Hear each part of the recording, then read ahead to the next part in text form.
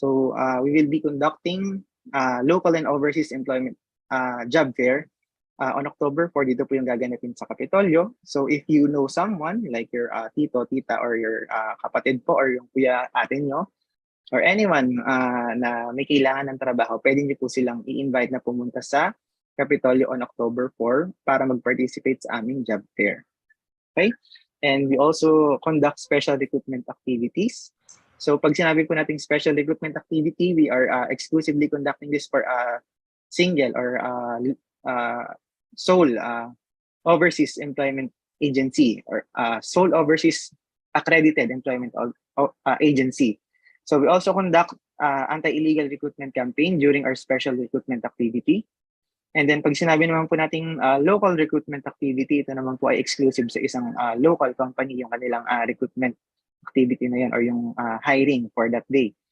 Then nabanggit ko na po kanina, the referral and placement, and we also offer the employment assistance program. Other services po na kinikater po ng aming office or ng aming division is the Provincial Service Incentive and also the Anti-Drug Abuse Campaign. So we are also conducting this Anti-Drug Abuse Campaign aside from this career coaching sa mga senior high schools and also junior high schools as well. So let's start first. In choosing your careers, you need first to know what you got. Ano ba yung mga meron tayo? So we can make the most out of it. So you have to know yourself first in order to determine where and how to start. Knowing what you got starts with yourself, your skills, your talents, abilities, your strengths and weaknesses. They are some of the important things you consider in order to know what you can build out of it. So what needs to be done and what needs to be improved to reach your goals. So pwede po pa akong magtanong dito sa mga participants, ano ba yung gusto nyo before or ano yung gusto nyong maging or maging trabaho? Kasi di ba, when we were kids, like mga 3 to 5 years old or 5 to 7, we are always being asked by our titos or titas or ating parents na in particular, ano ba yung gusto nyong maging paglaki nyo? And ano yung gusto nyo ngayon? Yung currently junior high school or senior high school. Would anyone like to share po kung ano ba yung gusto nilang maging paglaki nila nung sila ay way back 5 years old or 7 years old? Ano yung mga sinasagot nyo sa inyong tito or tita pag tinatanong kayo?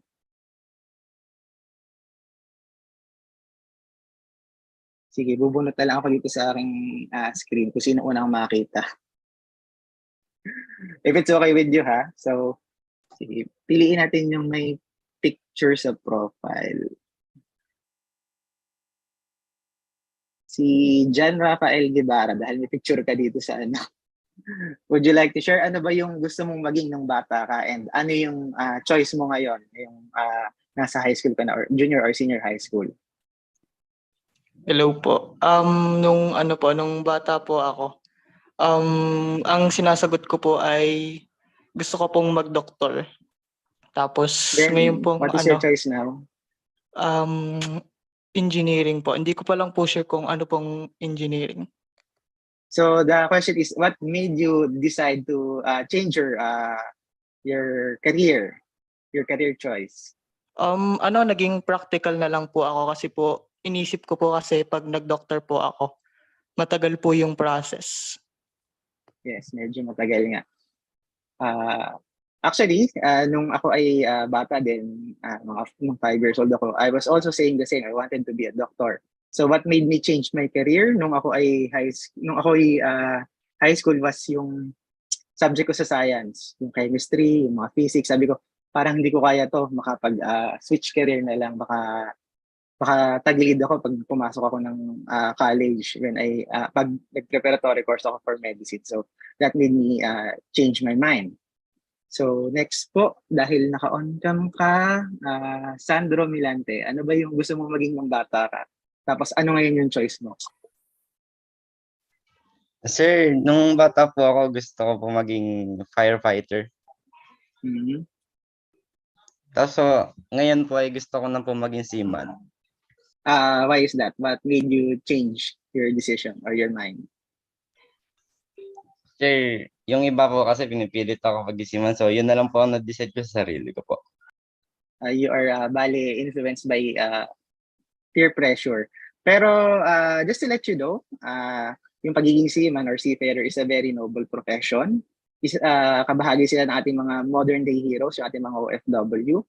And syempre, very promising yung pagiging seafarer dahil it is very evident or kita nyo naman kung magkano yung kita ng isang seaman. Paano nyo nakikita? Kahit hindi nyo nakita yung payslip, kung ano yung meron sila or ano ba yung mga nabili nila. Kita nyo yun, ano yung mga narating.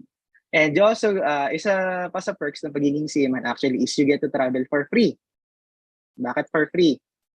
Kung makikita nyo, may mga friend kayong seaman, yung mga tito nyo, nakita niyo kung saan sila nakakarating, di ba? So you get to travel the world for free. Kasama yun sa trabaho nila, yung mag-travel.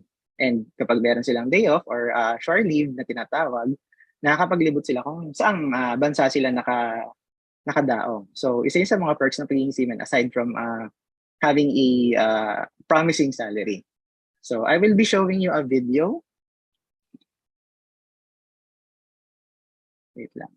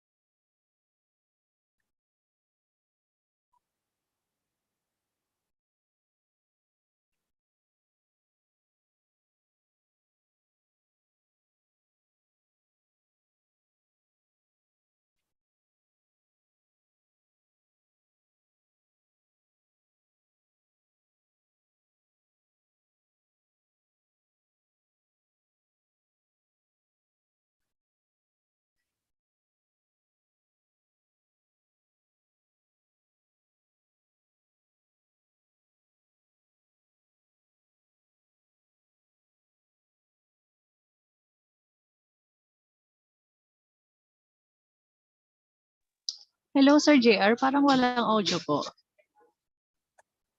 Ano po yun, ma'am? Wala po, Sir, audio yung video. Wait lang. Pero napapanood niyo po yung video? Yes po. Wait lang po. Try ko po ulit ha, baka dahil hindi ako naka-off, baka dahil hindi ako naka-mute. Wait po.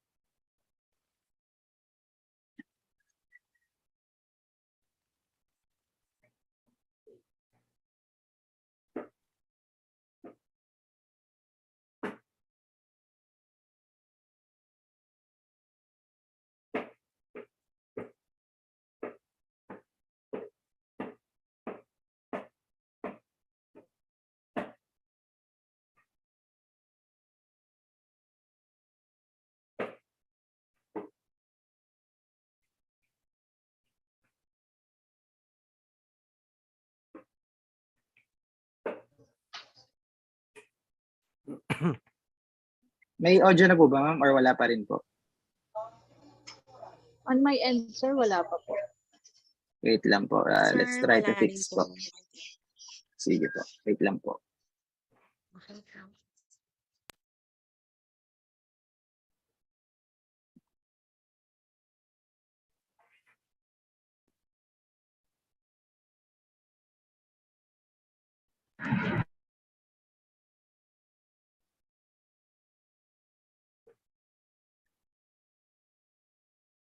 Oh my God, career guidance.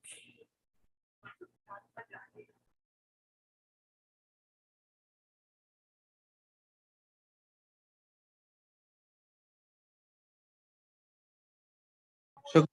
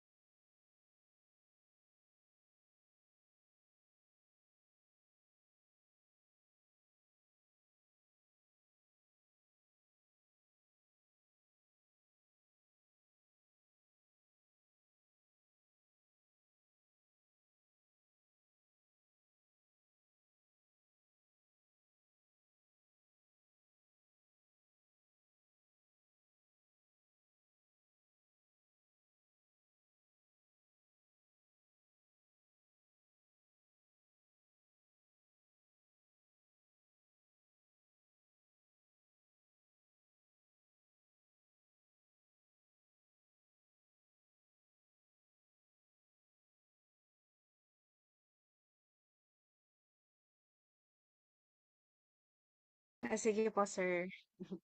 Okay lang po.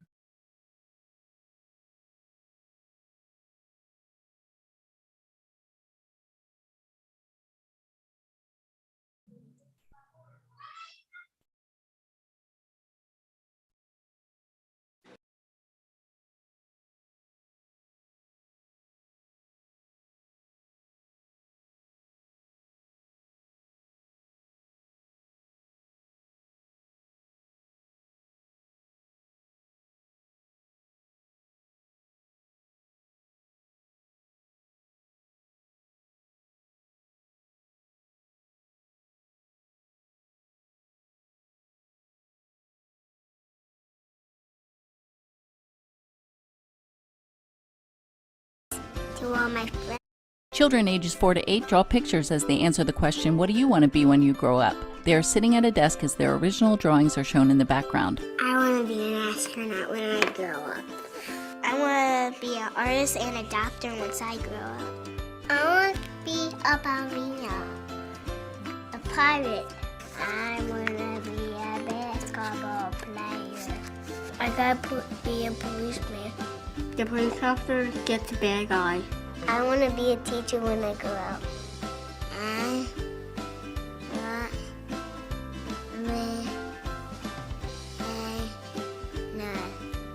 I'm gonna be a fireman. I am gonna be a ballerina when I grow up. When I grow up, I'm gonna be a singer because I love to sing, and I've been singing since I was like 3. I want to be a teacher when I grow up. I want to be a marine biologist. I want to be a hockey player when I grow up. Yes, I want to be a video game designer. I have a hockey video game, 2 of them. When I grow up, I want to be a baseball player or an ice cream man. Cool, huh? I keep telling my mom when I grow up I want to be a dog. If I played baseball and my game's off, I could be an ice cream man at the baseball game, so I can also be watching baseball. My favorite thing about hockey is when you get checked in the boards. I want to be when I grow up as a singer. Well, I'm going to be in a hip-hop show. When we grow up, I'm going to be a drawer. I want to be a sports coach when I grow up. It does not matter which sport. I also want to be a bumblebee, and I'm going to be purple. And I'm going to go outside and go on a swing, and I'm going to say to all my friends. To have a job, it's like to make money and help all your family and stuff. You make money and help other people. Like you have to buy food for your family and support your family. Helping our community grow. Stuff that will help us keep living in a house If someone had a job, it'll make them feel proud. so I can live a good life. I feel happy when my mom asks me what I want to be when I grow up. I think it's important for kids to believe in their dreams and for parents to ask them and other people. I think you should say what you want to be. It's your dream. It feels good to have a dream because it might come true. It'll make me be happy if I could be an astronaut. If they don't have dreams, then they don't really have like a life. It would be like just boring old regular, just like sitting on the couch and watching TV. Don't never give up on your dream. Just try and hard as you can, and then one day you can make it. Every kid should have a dream. They should work hard and be happy when they work for their dream. Thanks to Spin Children's Services, Katie Doherty, Katie DeCune, Michelle Dwyer, White Marsh Elementary, Donna Drizzen, Stephanie Brennan.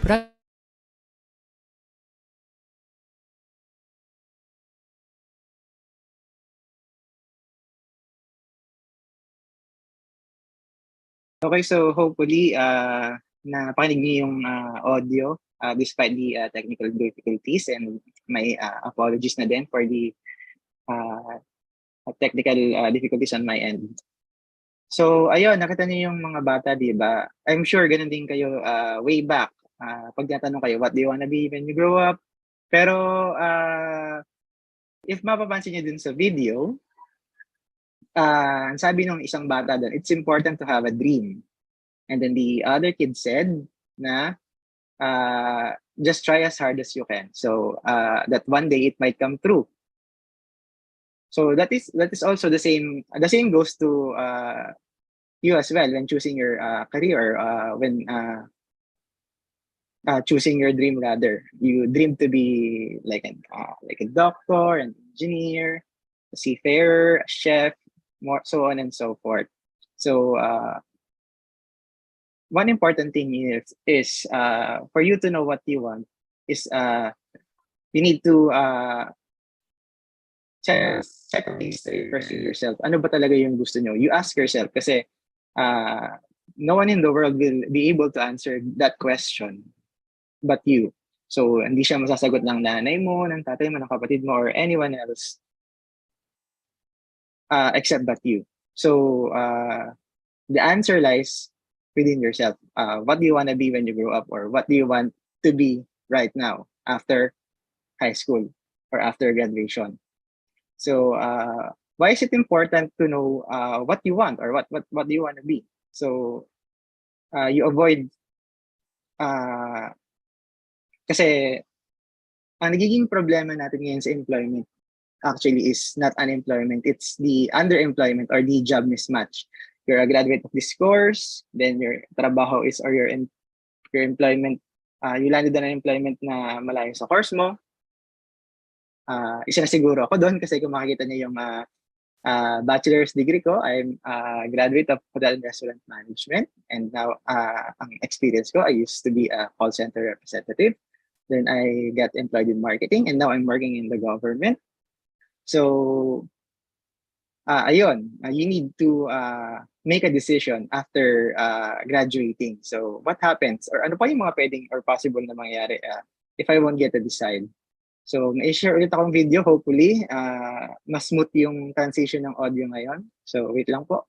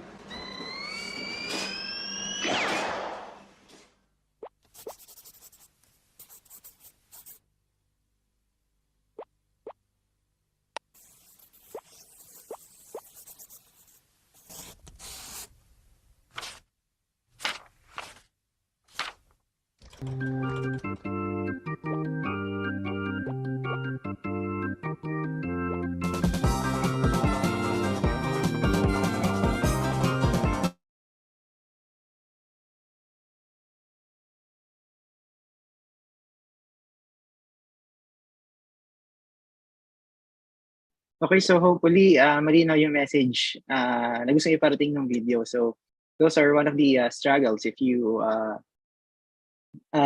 there's a career mismatch in your career choice. So since na-discuss or na ano niyo na yung video or napanood niyo na, hopefully yun yung message is clear. So let's proceed again with the discussion. So after knowing what you got, your skills, your talents, abilities, and strengths and weaknesses, your goals, your dreams, your ambitions, your preferred working conditions, so on and so forth. So basically, yung preferred working conditions actually is kailangan na consider na din natin. Especially if you're an introvert or medyo may gaps kayo sa inyong social skills. So bakit ito nasasabi? Basically, if you are an introverted person and the career that you will be choosing is, for example, sabihin natin that involves public relations, like bigla mo natirapan mag-masscom or you tried to take up tourism or hotel and restaurant management. So ito yung mga courses or programs na kailangan you are more of an extrovert or you are more of a people person. So you also need to consider your preferred working conditions. What kind of career best suits you? What kind of environment will make you happy? Next is, so basically, kaya nagkakaroon tayo ng job skills mismatches because of our dilemmas. Ano ba yung mga influencing factors? Bakit natin pinipili yung mga course na yun or bakit natin pinipili yung mga trabahong yun? So research shows that there are 3 main causes of job skills mismatch. Number 1 is weak labor market information system, or basically, hindi aware yung ating community na kung ano ba yung mga in-demand na jobs, ano ba yung promising na jobs, ano ba yung mga trabaho na long-term, yung opportunities. So, ba't ko nasabi yung mga long-term opportunities? Kasi meron tayong mga trabaho na seasonal yung peak niya. For example, when I was in high school, the in-demand course or the in-demand profession would be a nurse.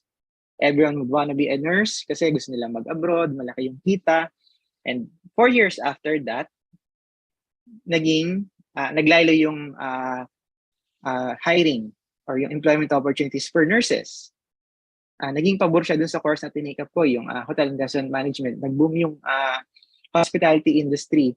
So what happened to my batchmates or yung iba kong classmates ng high school? Medyo nahirapan talaga silang makahanap ng stable na trabaho. Yung iba, naging flight attendant, from nursing, naging flight attendant sila. Yung iba, from nursing, nag-result na to self-employment kasi they lacked awareness nung time na yon, or they believe na very promising yung course na yun, which is promising pa rin naman, lalo na ngayon.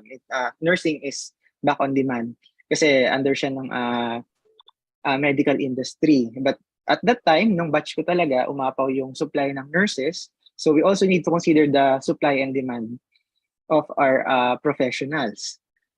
Next is job seekers career preference is no longer in demand. Yun, nabanggit ko na rin kanina. Number 3, inadequate preparation, education, training, and guidance. So that's why I'm here. I'm trying to guide you. Ano ba yung mga in-demand na profession? So later on, with my discussion, makikita nyo yung ano ba yung mga promising professions in the future na pwedeng makatulong sa inyo to make your career choice. So it takes a high school leaver up to 3 years to find a first job and 4 years to find a permanent wage job. And it takes a college graduate 1 year to find a first job and up to 2 years to find a permanent job. So ito yung recent, or ito yung kadalasan nangyayari sa ating mga fresh graduates. Kaya medyo mababa yung, or mataas yung unemployment rate natin, and as well as yung underemployment. So now, what you need to know is knowing what you need. These are basically the 3 factors that affects your that should affect pala your career choice or your career path. So this is basically common na din naman yung knowledge, skills, and attitude. Pero madalas siya na overlook or hindi binabaliwala natin na thinking na if we have one of those, okay na tayo, goods na. May knowledge tayo, we graduated flying colors, we are under the impression na goods na tayo, wala na tayong kaya natin makahanap ng trabaho. But without knowing that upon entering or upon being hired or being employed, hahanapan na ka dyan ng skills and of course, yung ating attitude. So knowledge is the condition of being aware of something. It is the cognitive process of information. While skills relate to the ability to physically perform an activity or task, skills are usually learned through the transfer of knowledge. While the attitude is a way of thinking or feeling about someone or something, as it includes the manner on which a person may may deal with things emotionally and is often reflected in a person's behavior.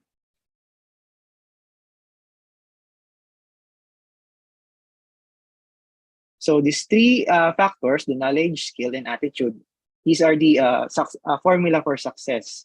So hindi pwedeng isa or dalawa lang yung nag-i-exist, they must be present sa inyo. They are codependent or interdependent with one another. You must have the knowledge, the skills, and the attitude. Hindi kailangang sobrang taas ng isa. As long as mabalance mo siya, you have the sufficient knowledge, you are skilled enough, and also yung attitude mo is on point.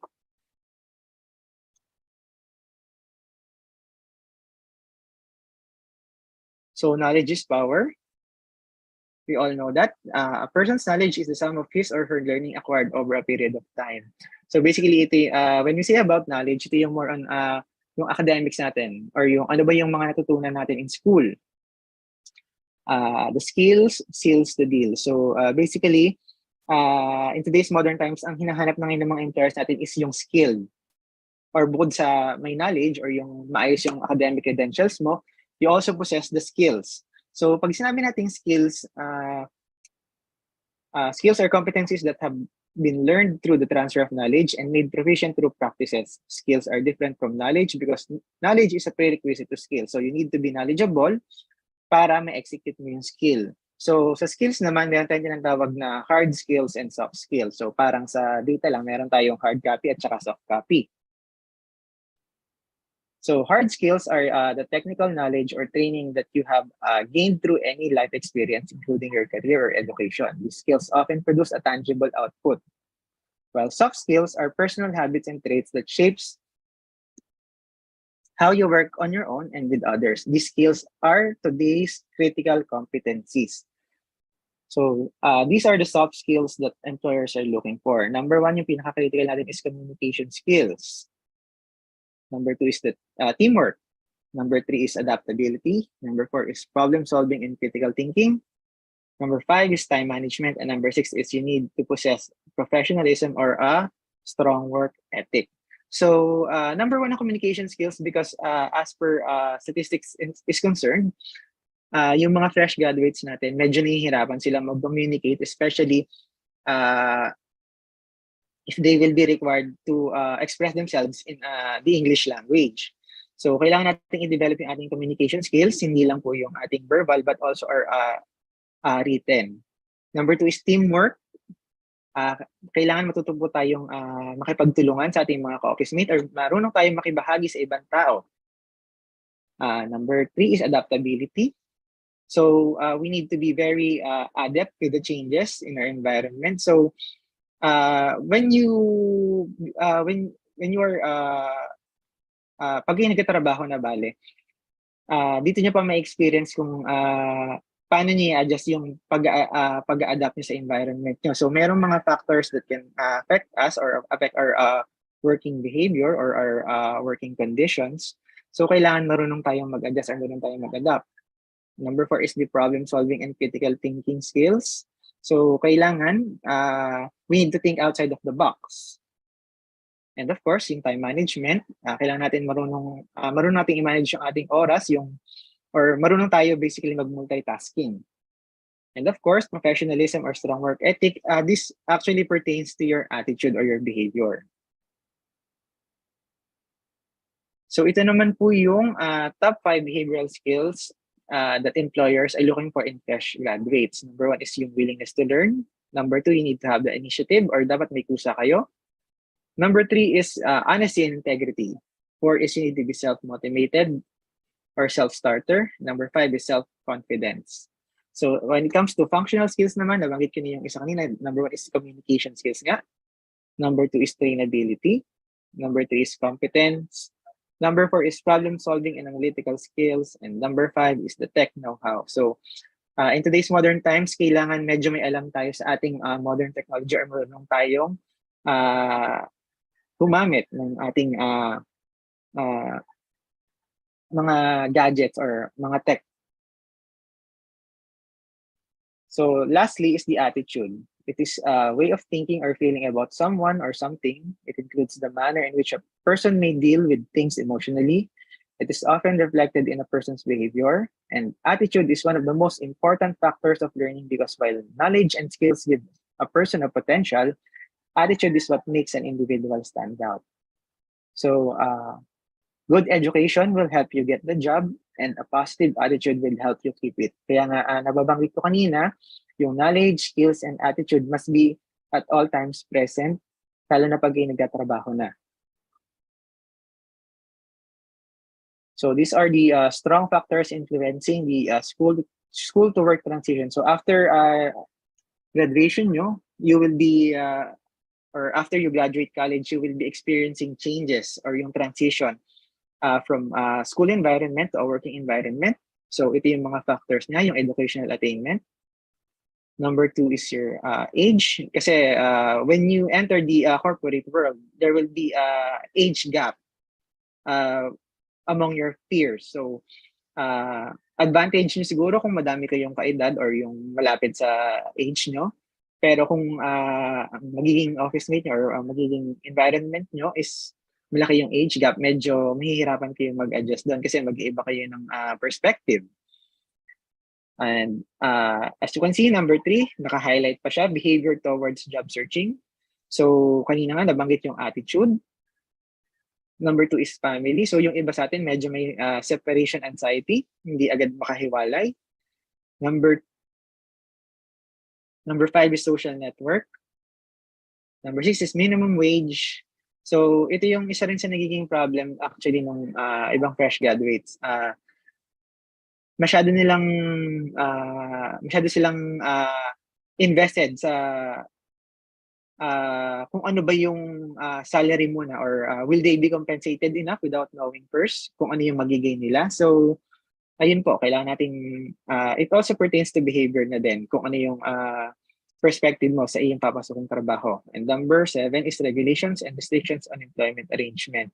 So siguro mag-ability yung ating work from home. Baka kasi ang hinahanap na is yung na career is yung pwede or applicable yung work from home. So you need to be choosing a career na related sa IT or the BPM industry.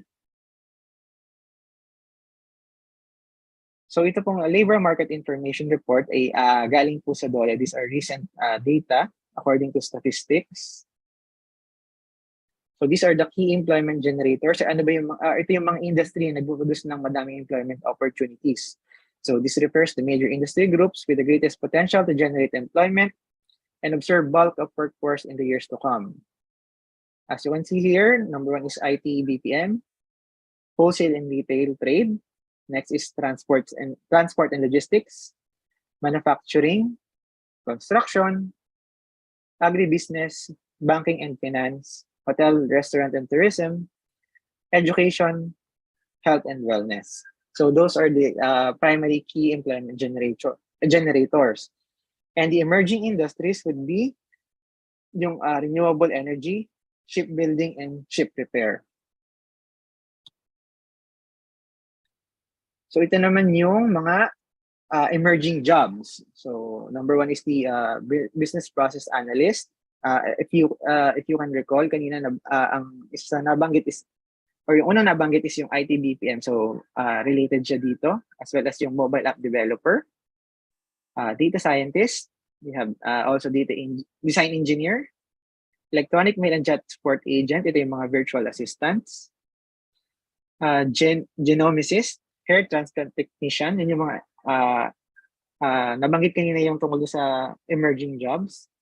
Nanotechnologist, order tracker coordination, na related naman sa transport and logistics, search engine optimization analyst, social media analyst, transport network vehicle service driver. So kung mapapansin nyo po, majority na nabanggit ko sa emerging jobs ay related sa IT BPM industry, while the others is in the health and wellness and the transport and logistics.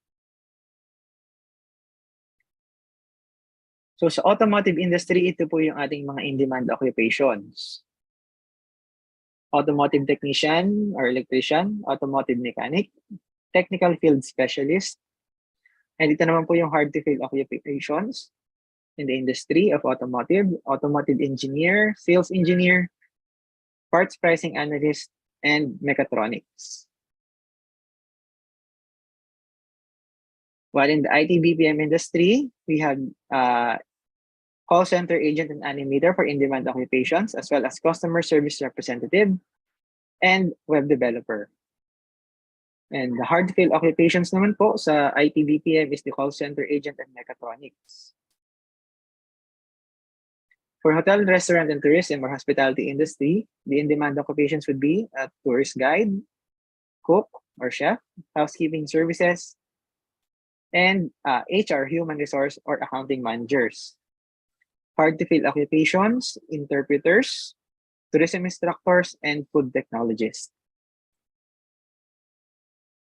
For the agribusiness, the in-demand occupations would be agriculturist and veterinarian. And hard-to-fill occupations is agriculturist then and agricultural engineer. So ito kasing field ng agriculture, ever since nung batch ko, konti lang yung kumukuha nito. But it is a very promising industry kung inyong mapapansin. And next is the construction. The in-demand occupations is sanitary engineer, mechanical engineer, CAD operator, architect. Hard-to-fill occupations, kasama din ulit ng sanitary engineer, mechanical engineer, mason, plumber, pipe fitter, electrician, zoning engineer. For petrochemical industry, we have the quality control analyst, operations engineer, QA or quality assurance or quality control engineer, maintenance technician, process engineer, reliability engineer, corrosion engineer, chemist, instrumentation engineer, and accounting and IT. So yun po yung ating mga in-demand jobs dito sa Calabarzon for 2022 to 2026 po yung data na yun. So it covers a span of 4 years. So basically, you will get an idea, ano ba yung tingin nyo or ano ba yung sa tingin nyo nga na magiging promising after nyo graduate ng college. So pag tayo po ipipili ng career or ng chosen course in college, ang iisipin natin is yung long term. Or ang iisipin natin is yung after 4, 5, or 6 years natin makagraduate ng college. Hindi po yung current na in-demand. Kasi as mentioned ko nga earlier, nababago yan from time to time. So what are the stages in achieving your goals? So yan, inakma ko siya dun sa acronym ng ating office, which is PESO. So first is you need to persevere. Kailangan niya magpursige. Letter E is to endure and enrich. Endure, you will be encountering a lot of struggle. So kailangan medyo papasok ito yung word na TS. And of course, enrich, kailangan niyo pagyamanin kung ano yung meron kayo. And once you've done that, dito papasok yung success, though it's a long process. And of course, onward. So once you obtained success, what you need to do is to maintain it. Okay? So that's it po for my presentation. So hopefully, nakatulong po sa inyo yon kung paano kayo mag-decide ng inyong chosen career after high school. So if you will be having questions, I will be entertaining them po.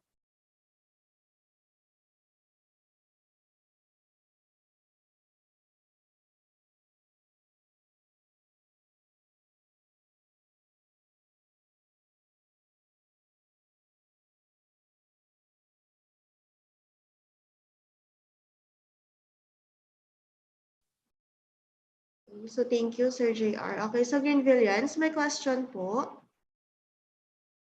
There's a question po, so okay lang naman daw po kasi kung medyo may time na nagugulahan. So pwede po magtanong po. Nakikichat po sa chat box natin kung may question. Yes po, if you have questions po, feel free to ask. Wag lang po akong tatanungin ng math problem ha. Medyo weakness ko yung math.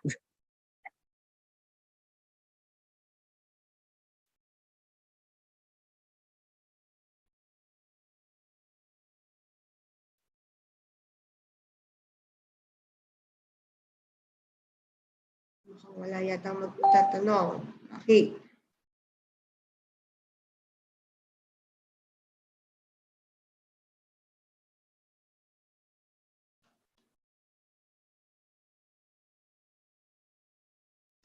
Okay, so thank you, Sir JR. So for the presentation of certificate, so I will be the one who will read this.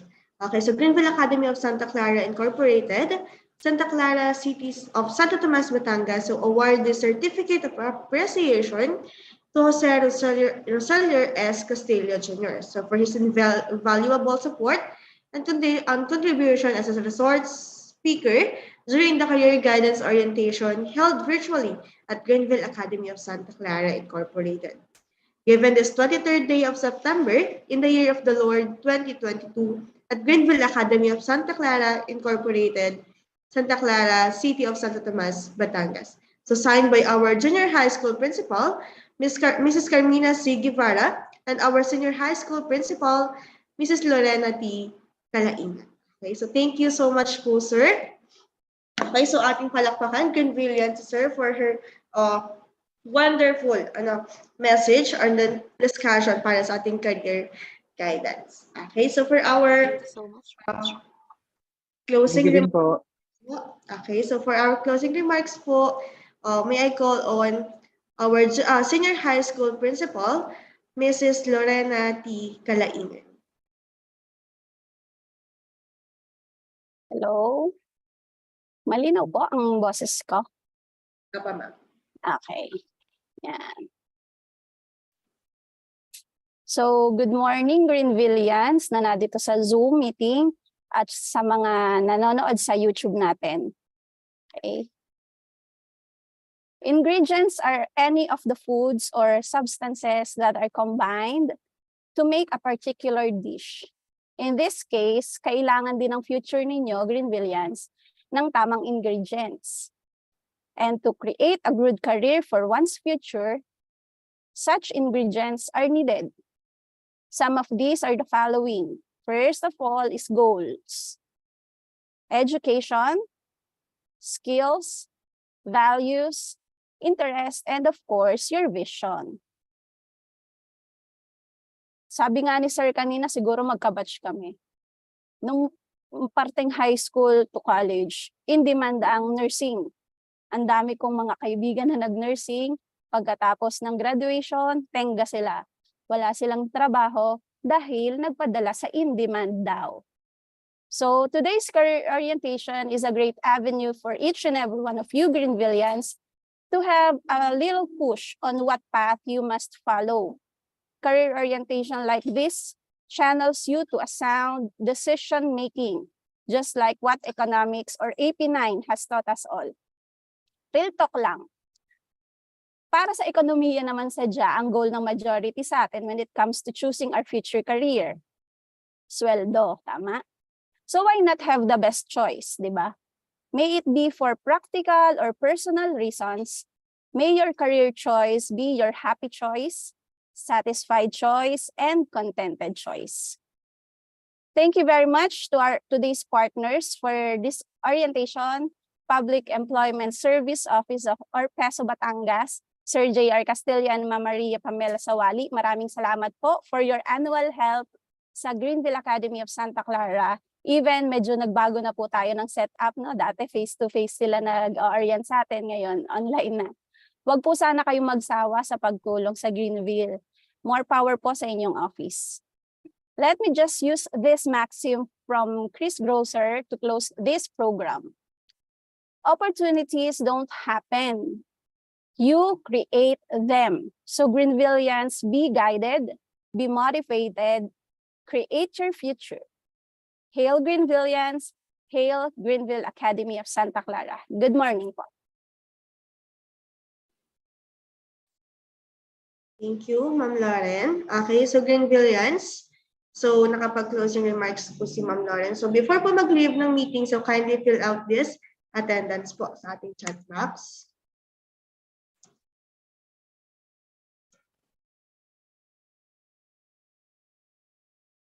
Okay, so our program is now ended. So thank you so much to our speaker, Mr. J.R. Castillo. Thank you din po. Thank you po, sir. Thank you po. Thank you po, sir.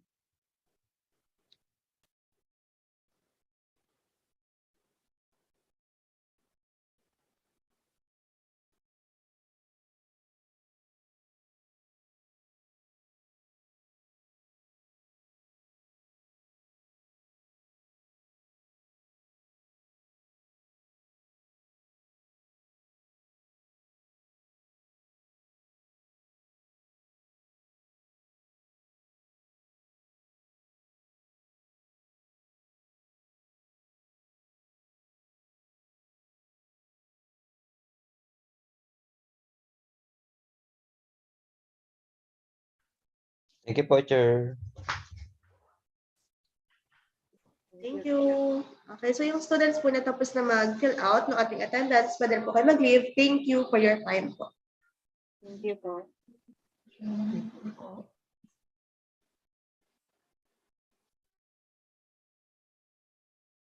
Thank you po, Chair. Link for the attendance will also be forwarded sa mga GCs ng students para sa mga nanood through YouTube. Thank you.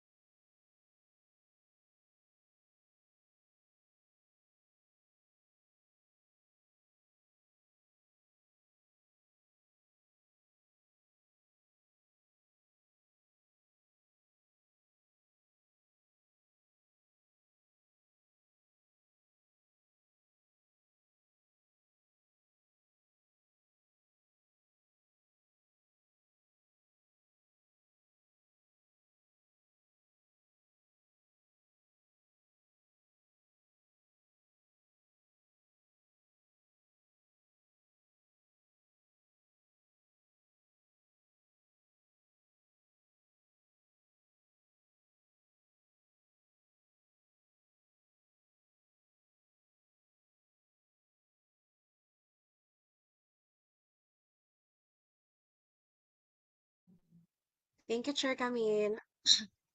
Thank you. Okay na. Thank you po. Si Sir Rainiel. Thank you po, Ma'am Thank you Lauren. po, ma'am. Thank you po, Ma'am Lauren. Bye-bye, bye-bye, Chair. Bye po. Thank you po.